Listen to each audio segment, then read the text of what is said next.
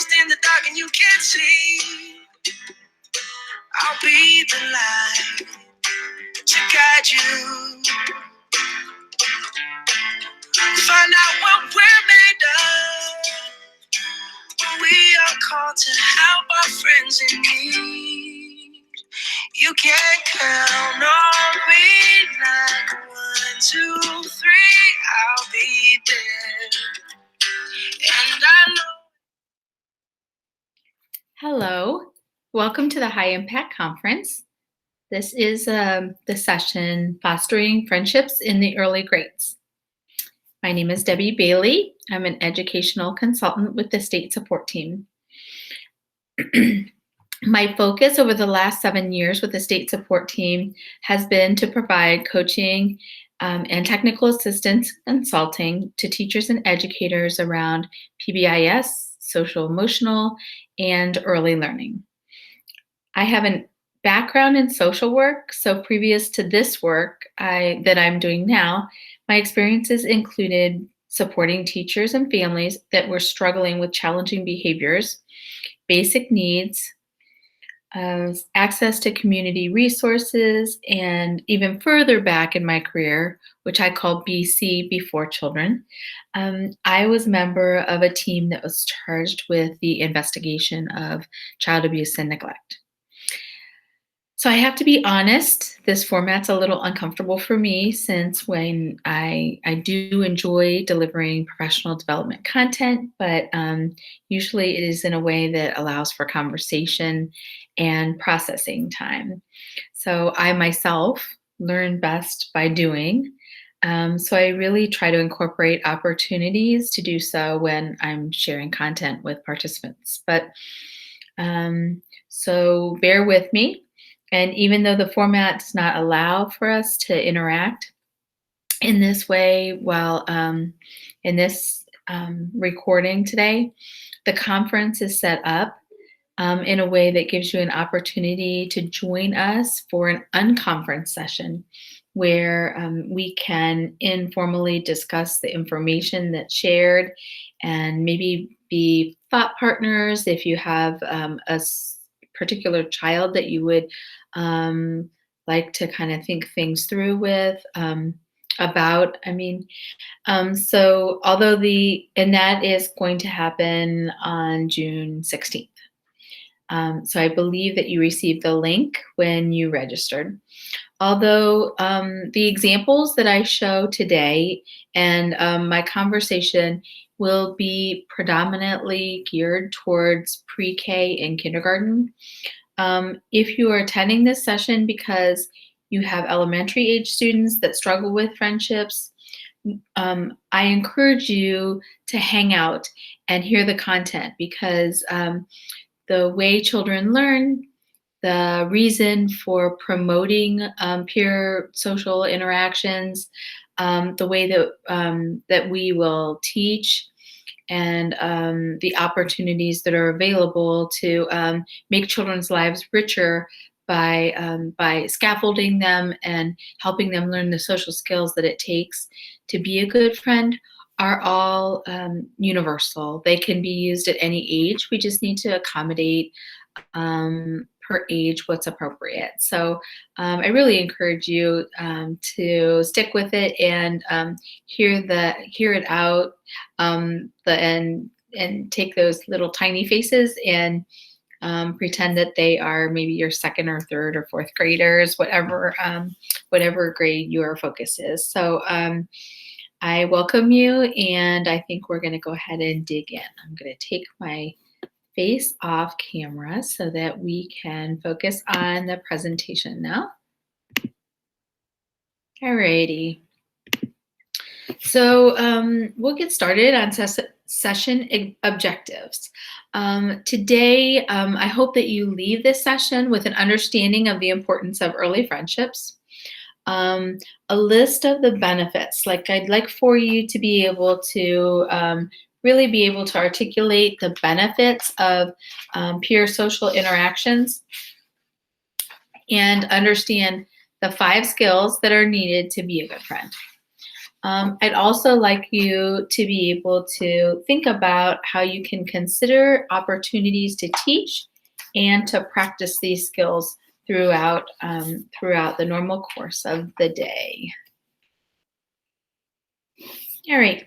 So as we think about social skills, we need to first recognize that social skills are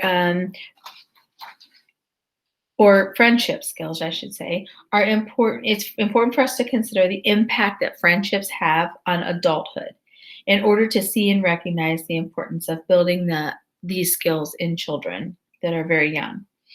According to the Mayo Clinic, good friends are good for your health.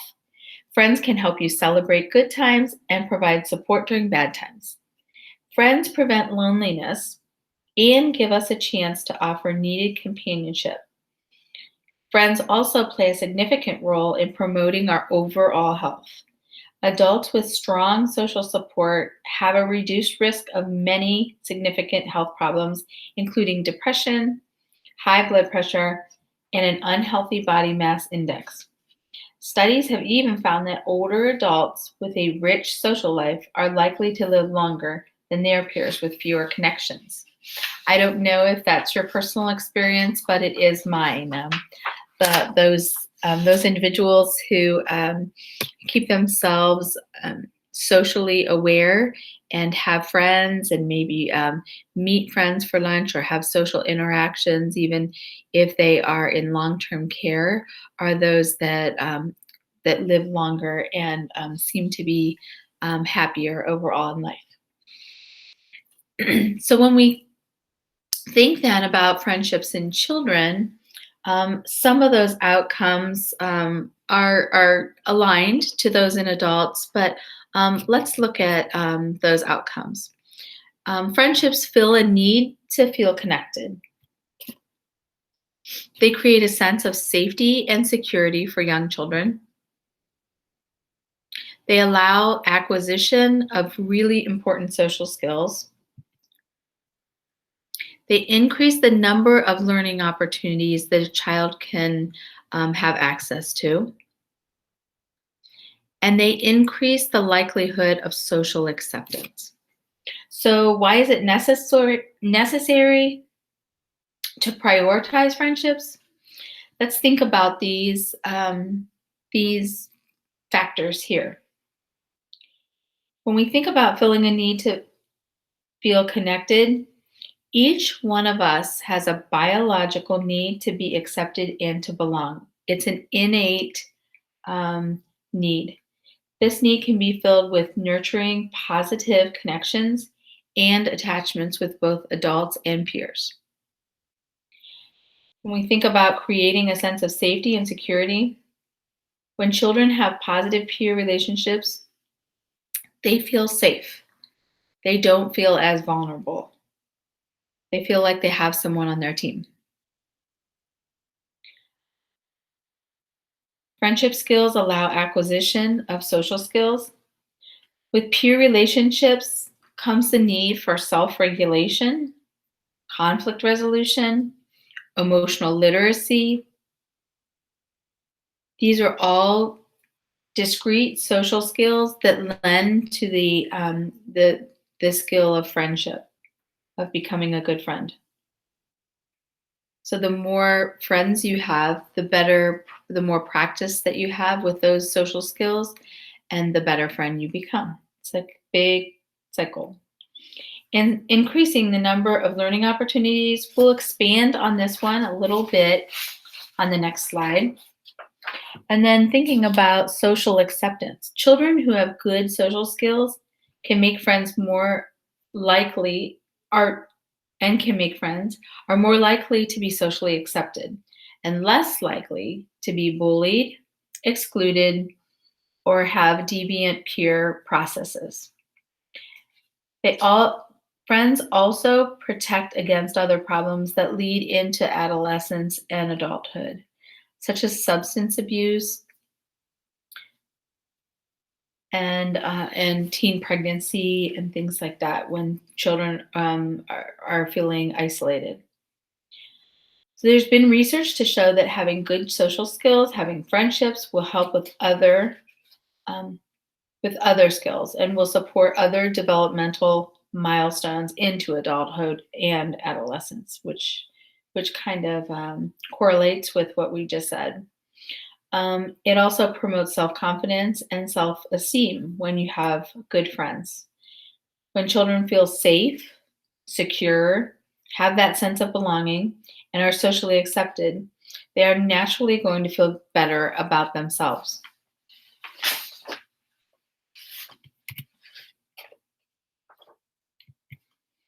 All right. Is it really that important? Is it important enough for us to be talking about it? Absolutely. Young children also learn a great deal from each other. They learn how to share, how to engage in reciprocal interactions, like taking turns, giving and receiving, to take the needs and desires of others into account, and to manage their own impulses. So let's do a little bit of math, my least favorite thing in the whole world. And we're going to look at first that little guy. Okay. So back when I did my capstone project for my master's degree about 8 years ago, part of my research involved making observations in a preschool classroom and tracking a variety of interactions, meaning an interaction was defined um, as any type of reciprocating engagement with another peer that involved words, gestures, or actions. So I was responsible for tracking the average number of peer-to-peer interactions for one child. In a 2.5 hour preschool session, that average was 54 interactions. For the purpose of my interactions, that could include, it didn't have to include language. It could include gestures and eye contact and hand holding or touching between students. We know that most children in a school setting have many more interactions with peers than adults, just by the nature of that classroom setup. So each peer-to-peer interaction is a learning opportunity. Sometimes that's a pre-academic one, or it could be academic in a learning experience. But in the case of younger grades, it could be social emotional learning experience. We know from research that peer-to-peer learning experiences that are engaging and authentic provide an optimal situation for learning to stick. So when students are engaged, involved in something that's interesting to them, learning sticks in the brain. When you are relaxed, perhaps taking part in a hands-on experience, feeling comfortable and secure, aren't you in a better learning environment? I believe that most of us would say yes, absolutely. So if we go back to the numbers and use 54 as our number of opportunities that a child experienced, that I observed back in the preschool classroom 8 years ago, times 5 days a week, we get 270 learning opportunities a week. If a child has 270 interactions, learning opportunities each week, and attends school 35 weeks of a school year, he or she has 9,450 opportunities for learning in a given year, or not.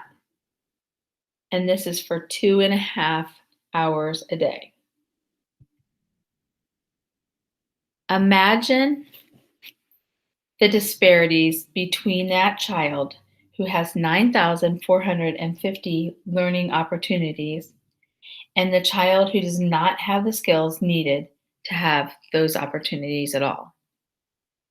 They struggle with positive peer relationships. Therefore, they have reduced number of interactions or opportunities for learning, and therefore they're at a deficit or definitely at a disadvantage. So, what happens when we don't have friendship skills? When students don't have friendship skills, they're definitely more likely to have some adverse experiences. Research has indicated a strong relationship between low peer status in childhood and later problems in adolescent and adulthood. Children with social deficits often show similar patterns of behavior. They may be withdrawn, hesitant to interact with peers. They may be socially aloof and unaware of their peers, or they might want to interact with their peers but do not have the skills to do so successfully. To help prevent problems later in life, promoting children's social development is one of the primary goals of preschool. However, simply placing a child with social delays into an early childhood setting does not automatically result in increasing positive social behaviors or peer acceptance.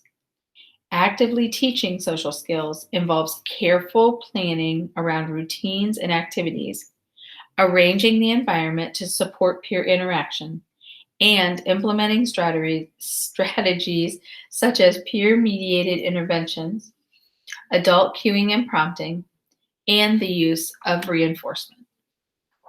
Early friendships are the most powerful single predictor of long term adjustment. Before we dive into the discrete skills that must be taught, I'd like to invite you to think about your best friend. If you have a pen handy, maybe take a minute and jot down the qualities that makes this individual a good friend. What phrase or words come to your mind? Some of the things that we have heard are: this friend never gives up on me, keeps secrets, shows they care, doesn't judge, listens, is friendly, accepts you for the good and bad, is kind, loyal, and laughs. These words are likely not surprising to you, nor do they necessarily change when we think about childhood friends either. Young children experience their world as an environment of relationships, and the relationships affect virtually all aspects of their development. We know that by brain science that the brain develops in a way that is called user dependent. In early years, children's brains are mapping. A child's sense of self comes from their experiences that they have. If they are receivers of nurturing, caring, and respectful interactions, they're likely to see themselves as lovable and valued. And we typically would see them to have a greater sense of confidence and self-esteem.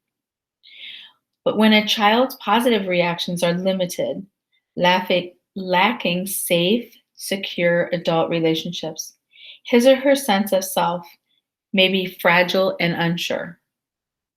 He may have difficulty making sense of the world around him in a way that allows him to initiate or initiate healthy peer relationships.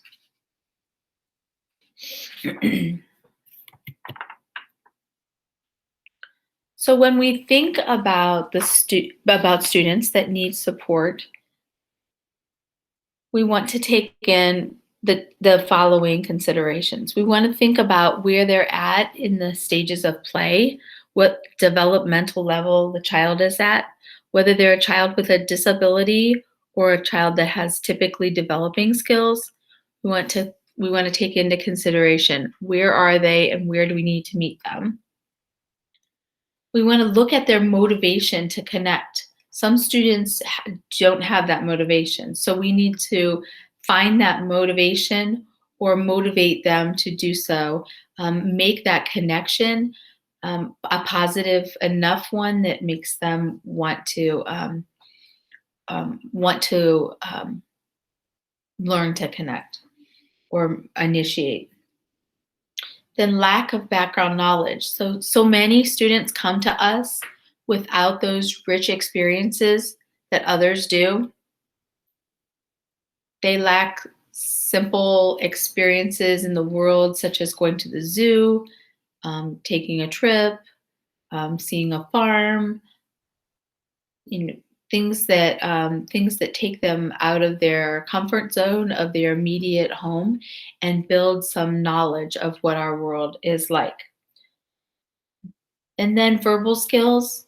Does the child lack in the ability to express themselves, um, and tell another child how they feel, or ask for a turn, or get another child's attention? We need to take into consideration what means that they can use if that's an issue. And then how are they with their problem solving skills? Because friendship skills, we know, along along with any social interaction comes the need for conflict resolution or solving of problems in that give and take of a relationship. So when we think about disabilities, children with challenges, or disabilities or delays, we want to recognize that one of the most replicated findings that we see in research that's been done in inclusive preschool classrooms is that children with disabilities interact with their peers less often than peers who are typically developing. Other children in the classroom who are typically developing tend to play with peers who are similar to themselves, so other peers who may be typically developing. And we also see that children with disabilities are less accepted in their social setting and in their classrooms. Other peers may not expect much of them or assign a lower social status to these children. And children with disabilities are more likely to have poor peer interactions, specifically if they have certain types of developmental delays or disabilities, like autism or challenges in communication, language, challenging behaviors, or hearing impairment. All the more reason for us to be intentional and teach the social skills that students need to develop those deep friendships. If we as adults are committed to helping students learn about how to be a good friend, we must first understand the skills that a child needs to form friendship.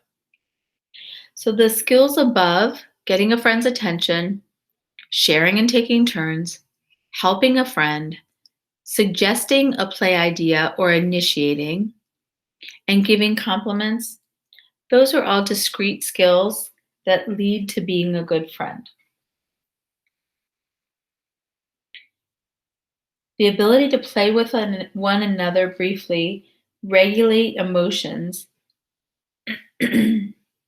inhibit those dominant impulses to want to take a toy or take something from someone's hand, but practicing skills like turn taking and sharing are what we want, are what's going to be important.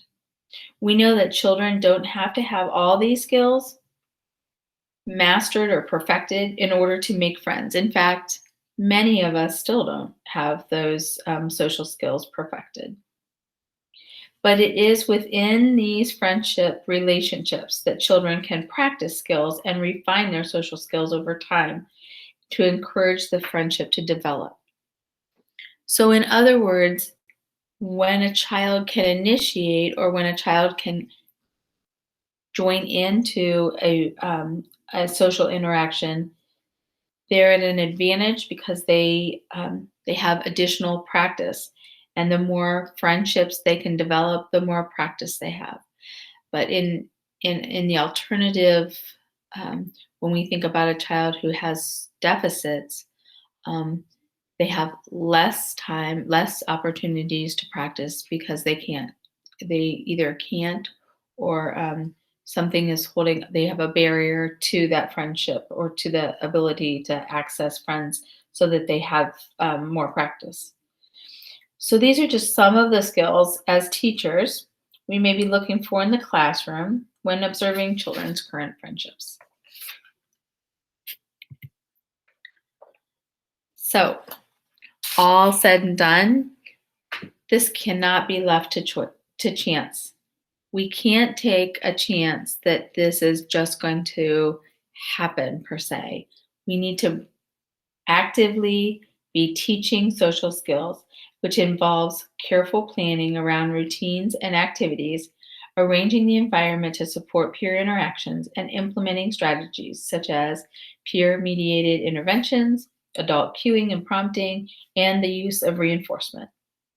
Think about a pre academic or an academic skill that you teach now. Think about maybe a letter. How would you teach a child the first letter of their name? Apply those same strategies to social skills that children need to have in order to make friends. Consider the natural routines of the day to embed opportunities for building those social skills. It is interesting that, but literature tells us that there's evidence that teachers tend to feel that they can't influence friends, that children's friendships in the classroom or have much influence on children's peer-related social confidence. But I believe that there is a lot of things that teachers can do in the classroom to be mindful in observing children's relationships and their social skills. So, how do you know how to stop when you are driving? How about which restroom to use in a restaurant? How do you know what door to enter at the hospital or at a large office building? Let's think about how you know whether a store requires masks or not right now, or which aisle is an up aisle during the pandemic and which is a down aisle. We all use visuals every single day. They provide us with a concrete way to understand a direction, a piece of information, or a message. They're a reminder. In terms of how the human brain works, visuals provide that stickiness that is needed to remember. There's power in using visuals in the classroom. Teachers can use visuals to teach, to remind, to break a difficult task down, avoid lots of words, and to promote independence. Visuals can be used for all students all the time. Visuals, to me, are a universal practice. It's prevention. When we think about preventing difficulties, the more visuals that and the multiple ways that we present information to individuals, the higher the chances are, or the increased chances of helping people to understand the content without needing additional support. So when we think about creating a classroom that reflects friendship and inclusivity, what does that look like? Getting to know other children's names is a marked factor in looking at a classroom that is inclusive and that really draws on that sense of community. The following examples are obviously for very young children, but how can we think about making these efforts to create this culture with children that are in early elementary also? Some of these things would be really fun in early elementary and could be used in a variety of ways, actually. Consider playing games that require students to get to know each other's names. Find ways to use their pictures or names to group children. Use names often in the classroom. When my name or my picture is in a place, it makes me feel as if I belong. It feels like it's a part of you, that you belong there. And when you're not there, you're missed by others. Okay, so this first example is just a cute way that a preschool teacher represented her students so that these could be used in a variety of ways. They could role play with, these are actual pictures of her students. She took it in the classroom, kind of at the same distance, allowed them to pose in whatever the way they wished, and then just cut them out and put those on the little push up sticks. So and I think she used, I don't know, hot glue. So she used these to allow students to pick the friend that they were going to play with, or to show how many students were in a center, um, to pick from a bowl. Um, when there was a random choosing of pairs for play. But again, the essence here is that the pictures of students create some ownership of the room, and it helps with that belonging, sense of belonging. All right, so our next picture um, is actually something I designed for a writing center. Same thing with pictures of the students, but their name is printed so that they could use that to copy their name, to practice their letters, to identify the student. This could be used in so many different ways. Um, some of the names could be taken out, and the teacher could facilitate a game that identifies who's missing, that the children are identifying who's missing.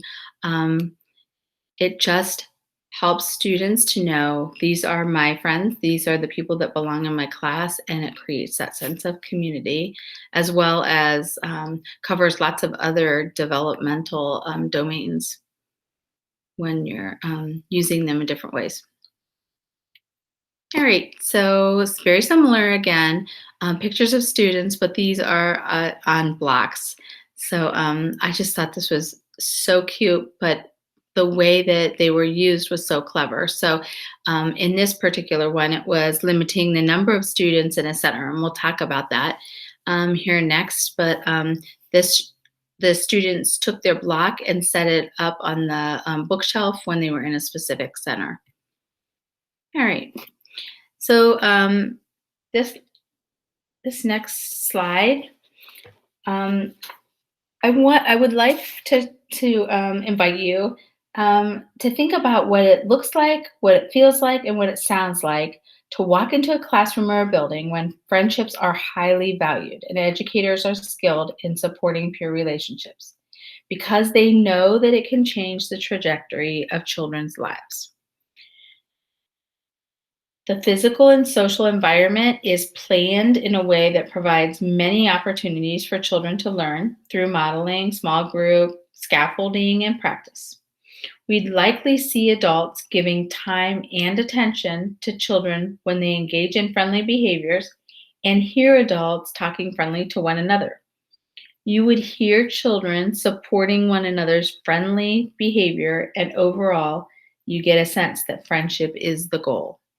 So when adults are modeling that behavior, you will likely hear that behavior from children. Above, notice a couple of pictures that I've pulled that provide ways to promote and celebrate friendships. A class book that captures students showing friendship skills, reinforces the idea that this is valued in the classroom, and gives specific descriptive feedback. This book could go home to families to show families what students are learning and the skills that they are exhibiting in the class. And hopefully that could be carried over at home. If that was done with specific strategies for promoting those social skills at home, families would probably be more likely to help practice with their children. Consider writing a sentence at the bottom of each page that describes what the students are doing, such as Dominic asked Joey to play blocks. The boys took turns building a tower. The book not only highlights the skills, but also can be read aloud and prompt discussion about the play scenarios. This is an engaging way to teach and practice. Photos on display are to the right, and this displays students playing together and reinforces what is important in that classroom. All right. So we know that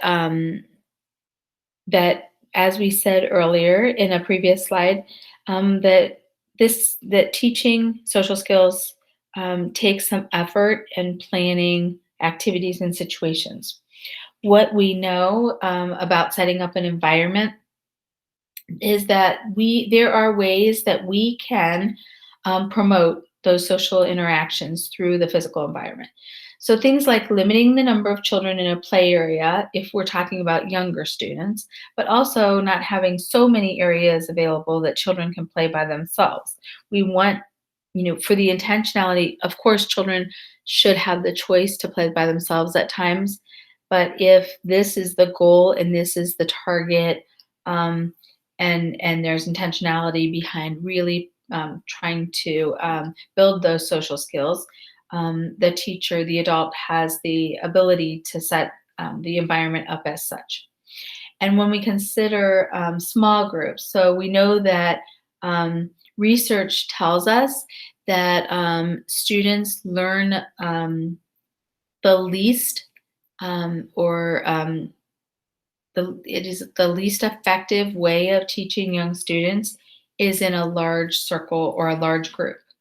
The most effective is in small groups between 2 and 6 children per group, depending on what that play area is and what the space is.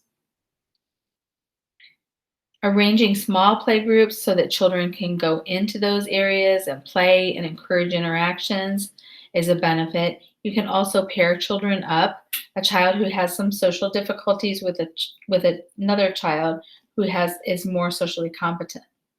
So maybe having those 2 children pair up together to do an activity. To limit those centers, place their names or photos or clothespins next to the centers that they are using so that it is explicitly understood how many students are there and if new students can enter the play situation. How might you think about using these tools to limit centers in a kindergarten room or different tools to limit areas? Keep in mind that research suggests that the least effective way for young children to learn new content is in a large group setting. It is a time that most of our educators report that there are challenging behaviors, and that is typically because there are such a varied level of development in a large group. So we might have 3-year-olds that are developing at a much younger a stage than their chronological age. And then we may have students that are 5, but maybe exhibiting or have the skills of a 5.5 or 6-year-old. So we have a very wide range of ages, and it's difficult for any adult to differentiate in a large group like that for such a wide variety of developmental stages. Very young children should not be expected to sit for long periods of time, especially during adult-directed instruction. And that also, again, it's kind of what I was sharing about the developmental stages and the differentiation in such a large group.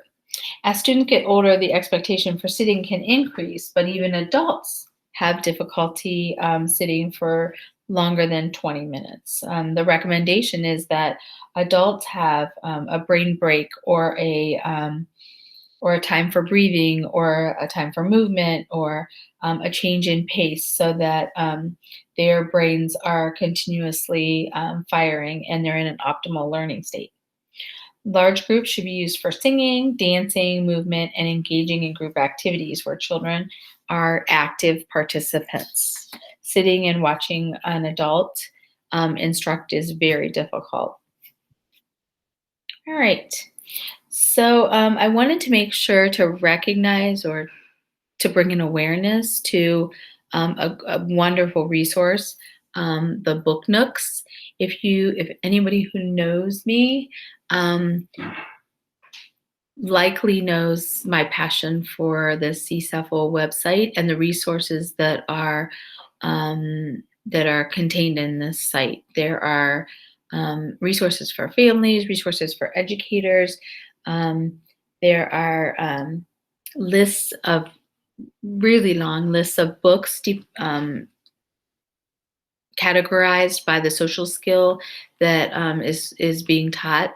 These book nooks are actually similar to a lesson plan. So they have activities attached, prompting questions, really high quality resource for early childhood educators.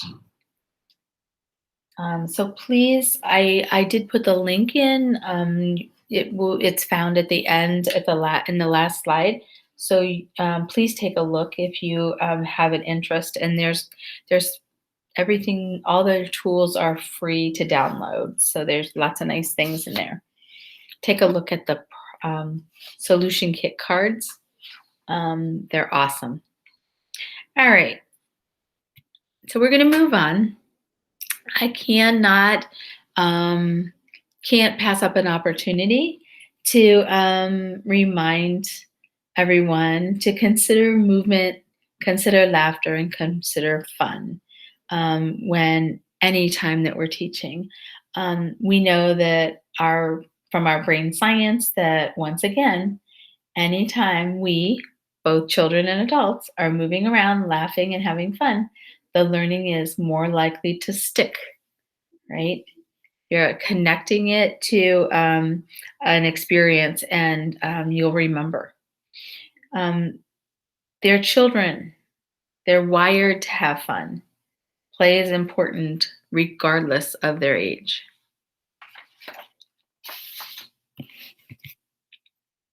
All right. So as we think about teaching these discrete skills,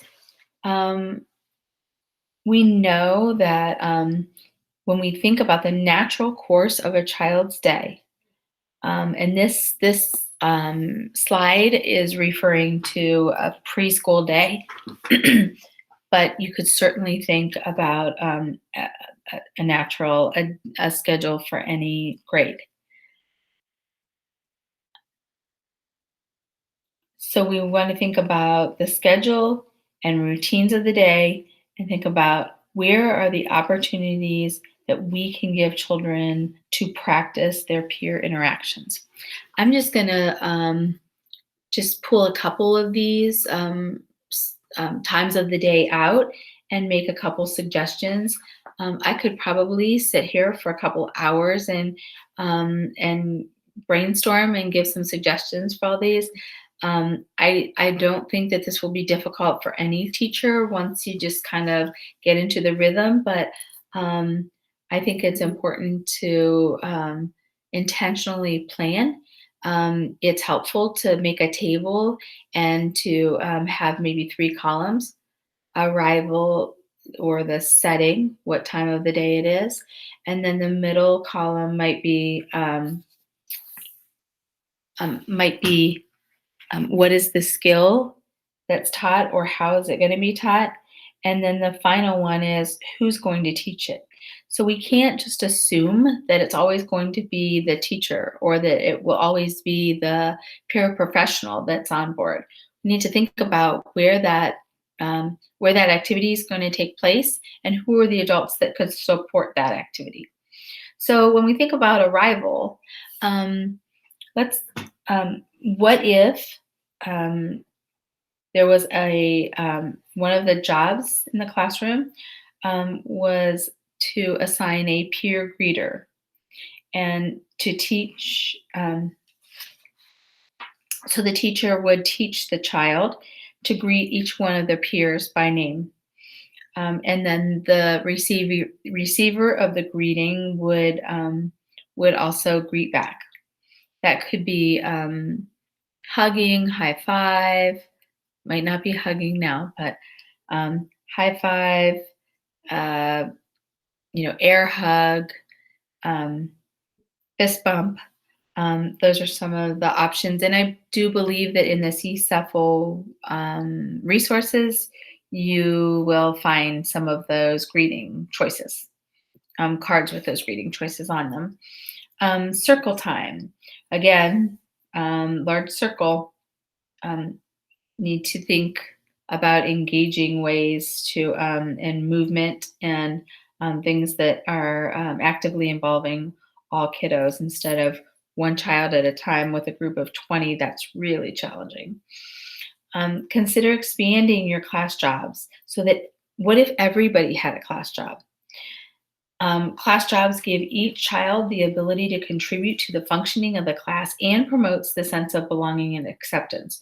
So it's difficult to bully a child who is giving you your cookies at lunch or your crackers. Or so when we have everybody actively involved and everyone feeling a sense of community, it naturally goes along with that socially acceptance and social acceptance and does not exclude any particular children um, due to their staggering, like their delayed development in social emotional. What are the tasks currently that adults are doing in the room that a pair of students could do? So obviously, there's some restrictions now due to COVID, but what jobs would be appropriate and safe? I was in a classroom last year, and the teacher had two students taking attendance. It was priceless. It was the two students were working together on the task, each with a pencil in their hand. The teacher had enlarged her attendance sheet so that both students could work on it. She put photo icons beside the student names, and the children were checking the boxes of the students that were present. Um, so think about how empowered those students feel about such an important job, making sure that they had recorded everyone that was present.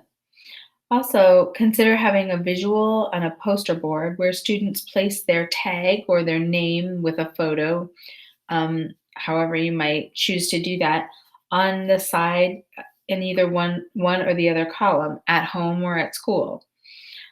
So if a child is at home that day, their students might be in a situation, if they're learning friendship skills, to think about what might be wrong or why that child might not be at school, and there might be a opportunity there to express some caring and concern about a classmate that isn't present. Perhaps consider having a visual, um, or I'm sorry, perhaps use if there are props being used in circle time, can two students divide the props and their job can be passing them out? Sometimes we just think, one job, one student, but why wouldn't we involve more students if we could?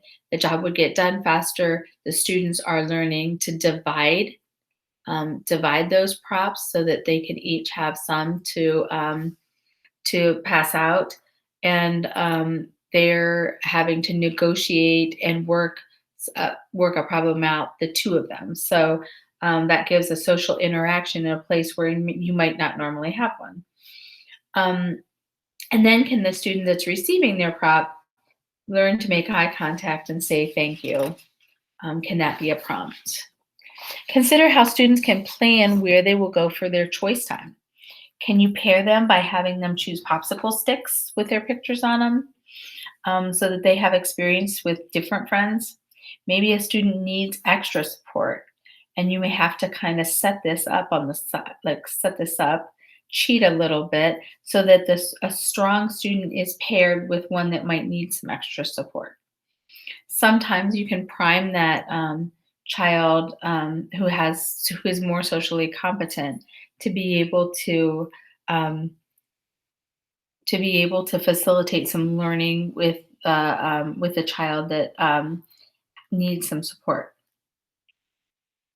Free choice. Consider what materials are available, what centers lend themselves to fostering two or more children. Sometimes that just means limiting the choices of materials so that there does have to be intentional turn taking.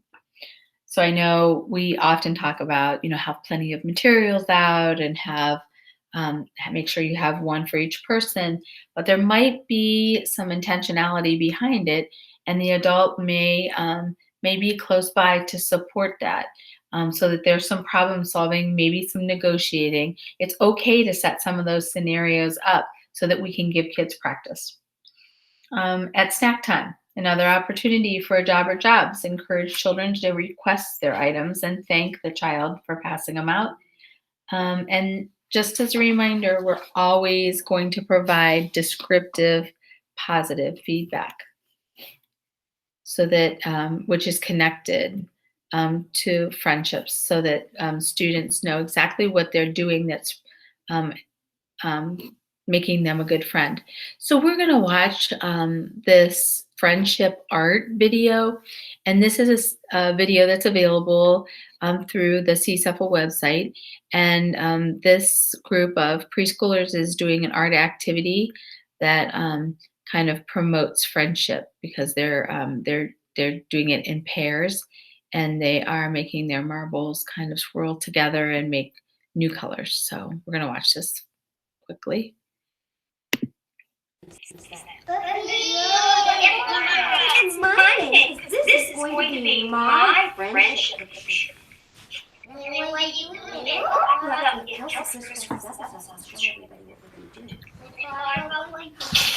going to put my picture in my box. And then I'm going to pick a friend to help me paint. And I'm going to pick two colors. I'm going to pick yellow. And I'm going to pick red. Some orange in there, Miss Sally.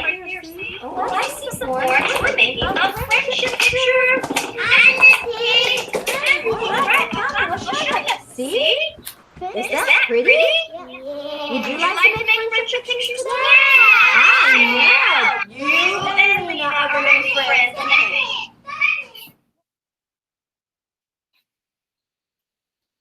Alrighty. So just to think about, what are those activities throughout the day that you could turn into beautiful opportunities to really promote students to play together, and to have to use those skills and practice those skills, so that they just get better and better. So what do we do when students need a little more support? We think about the following strategies. We think about modeling, which is actually one of my favorites. Modeling in the normal course of the day with friendly behaviors, so that students will replicate. But even more so, this is referring to video modeling, so that the adult is capturing pristine examples of children using friendly behavior. Then the examples can be used to generate discussion about the friendly behavior in the context in which it is used in the video. Also, examples can be used as a standard with which to compare students' practice attempts. So if the student, so just helping the student to see where they're at and where they're going in their learning. Video vignettes can also display non-examples. So being silly, maybe the adults would replicate or do a non-example in an exaggerated form, so that students understand, kind of the silliness, and then always end with an example, a positive example that is what you would like to see. So that's what children remember. Vignettes can be used to teach children to discriminate between friendly and unfriendly behavior, and prompt children to develop and share alternative behaviors and solutions if their first ideas were not effective. Also, Video clips can be frozen or paused, and children can be prompted to attend to um, the often salient features of the friendly behaviors and the context in which they occur. So students might not notice them because it's occurring fast and they may not be focused on the behavior itself. But if we freeze and just and have an opportunity to discuss it or to think about what's going to happen next, um, there's value. Children can make predictions about what will happen next when the child featured in the video uses a friendly or unfriendly behavior. Third, the very format of video is particularly powerful in engaging and keeping children's attention. Kids love to see video of themselves and their friends in their classroom would be so exciting. And I know that many adults or early educators are now using some like apps to share information and to share with families what's happening in the classroom. My only caution would be is that modeling behavior that is inappropriate um, is not always an appropriate thing to do. So if you see something that's about to happen, or if there's a meltdown, or if there's a behavior that's unacceptable, that's not a time to be video, you know, recording. So um, and students, you may want to mention to students, regardless of their age, of what you're videotaping, so that I think that's just respectful. So peer partners. Children, when typical children are assisting their classmates with special needs to acquire friendship skills, it's always necessary for them to learn to suspend their social roles. So they may need to not do what they normally do um, in order to allow the child that they're helping to not feel rejected. In the usual course of events, interactions between typical children are usually quite reciprocal. So if someone asks nicely to play, they will usually get a positive response. So that peer mediated interventions, they're really powerful, very powerful. Um, it just takes really helping the peer to understand what it is that you're asking them to do. If you're asking them to allow the other child to initiate play, or to ask them to play, or to take a turn, or so it might take some of that, exactly what it said, suspending of you know social rules, and given to the child while the child is learning, depending on what the objective is and how what the plan is for helping that child to learn.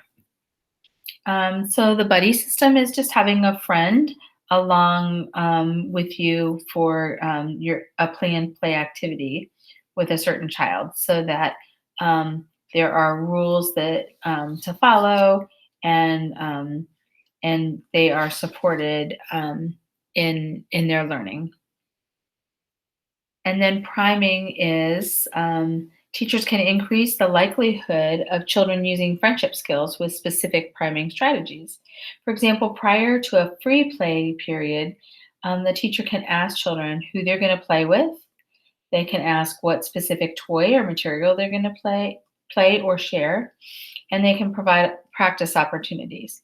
A practice opportunity might include, hey, Josh, let's pretend I'm Cody, and you're going to ask me to play with trucks.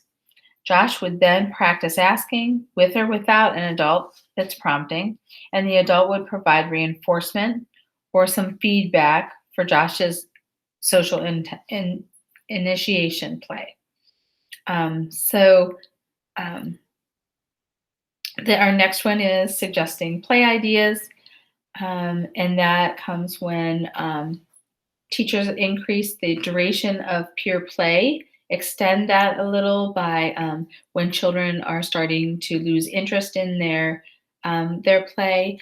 the teacher may reintroduce some materials or help to think of a new play idea that will extend the play, because students that don't have great social skills tend to want to have short, brief periods of dramatic play because extended, well, any kind of play, because extended play is can be uncomfortable, and when students don't feel real confident, they are less likely to take part in that activity. So it's a difficult thing to do, which is the same for all of us, right? So I suggested earlier that math was my least favorite. um, I will avoid math like no tomorrow. So I think we're all in the same boat there. The things that we're good at are the things that we want to continue to do, right? So direct modeling is another way to keep children engaged. We are modeling behaviors that we want to see. Um, when teachers notice that children become less engaged, they might join the play activity to provide some modeling for children. A teacher might join two children together um, to maybe help switch roles or switch the play schema so that the students are have like a little reboot in their interest in the play. So reinforcement is our last one here, and we're going to think about while it's almost always important to reinforce children for their friendly behavior. Um, It's also the case that the proper use of reinforcement um, is um, is that teachers are aware of that and are using it in a proper way. So the timing of the reinforcement is very important. As long as children are engaged in friendly behavior, it's really great to just withhold enforcement. We wouldn't want to interrupt that because sometimes the adults can actually interfere with a really great thing going on where there's lots of learning taking place because the interactions are deep and the play schema is complex. Um, that has to be a lot of hard work to remember those roles and then reconvene, get back together with peers, and then continue to play those roles. That's a complex. Those are complex skills. So also thinking about positive reinforcement in with the stages of learning. So when a child is acquiring a new skill, we need to be a little heavier on that reinforcement so that they know exactly what we're connecting the reinforcement to. So if picking up your toys or putting on your backpack are responsible, that's the language we're going to use.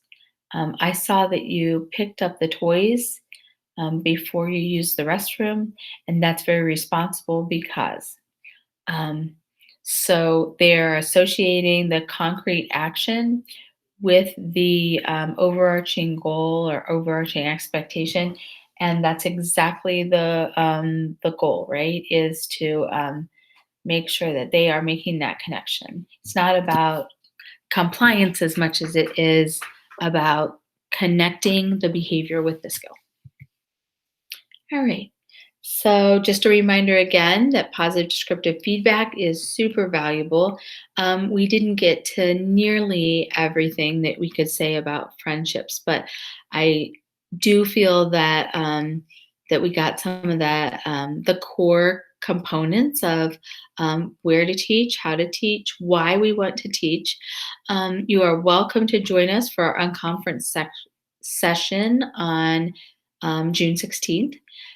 And I'm not going to give you the exact time because right offhand I cannot remember exactly what time it is. It should be sent to you in your session descriptions. But again, if there's anything that I can do, please. Oh, I forgot a slide on families. Just a reminder that there are family resources at the end, on a slide at the end, and I will put some resources into the Google Drive as well. Um, and we can talk more about families at the unconference session for sure. So there are the resources that I have to share. And here's my email. If for any reason you would want to reach out to me, I am happy to be a thought partner and just kind of maybe brainstorm with you. I don't have all the answers. I'll never claim to have all the answers, but I can try to be a partner in crime and think things through with you, or ask some reflective questions, or give you some resources. So, if I can help you in any way, please give me a call or text me, I guess. And thank you very much for the session, and I hope you have a great, great summer. Thank you.